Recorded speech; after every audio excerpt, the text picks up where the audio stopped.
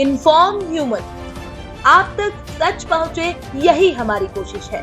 Doctor Yadav ji, आप कितने वर्ष से ग्राम कमलापुर में सेवा प्रदान कर रहे हैं? 4 years।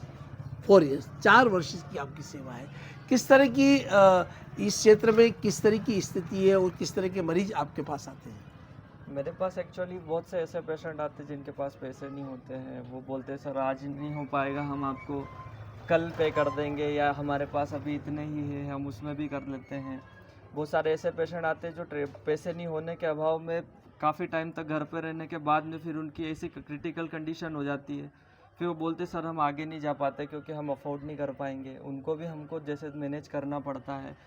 बाकी बहुत से पेशेंट ऐसे आते हैं जो इन्वेस्टिगेशन नहीं करवा पाते हैं।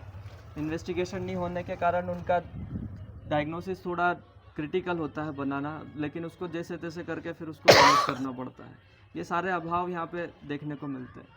अगर कोई टिपिकल केस आ जाता है उस समय आप क्या करते हैं? रात की 12 बज रही हैं, घंटी आपकी बजी है और बड़ा एक टिपिकल केस आ गया है, गांव का है, सब तरह के अभाव है उनके पास, उस समय आप क्या करते हैं? क्या भूमिका रहती है आपकी? उस समय हम जितना हमसे हो पाता है वो करके फिर उनको जैसे तैसे आगे के लिए, अगर क्रिटिकल है, कार्डियक वगैरह है, तो उसको आगे के लिए जितना यहाँ का रहता है वो हम दे के उसको आगे रेफ़र करते हैं। बहुत से पेशेंट ऐसे आते हैं कि वो उठ के आ जाते हैं, उनके पास आगे जाने के लिए होता नहीं, तो पर्सनल व्हीकल से भी ले जाना पड़ता है। मतलब अपनी स्वयं की गाड़ी से की गाड़ी से भी उनको आगे रेफ़र करना ये पड़ता सेवा, एम्बुलेंस की व्यवस्था गांव में होती नहीं है, और अगर एम्बुलेंस बुलाई जाए तो देवास और दूर से अगर आएगी इतने में मरीज की कंडीशन ख़राब हो सकती है। वो मतलब एक बड़ा दुर्घटना का शिकार भी हो सकता है। तो ऐसे में डॉक्टर श्याम यादव यहाँ कमलापुर में अपनी प्रैक्टिस के दौरान अगर इस तरह के कोई मरीज आते हैं तो उन्हें अपने वाहन से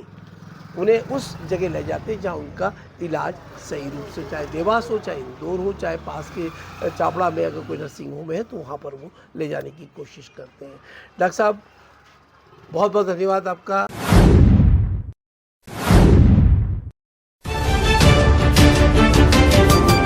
इन्फॉर्म ह्यूमन, आप तक सच पहुंचे, यही हमारी कोशिश है।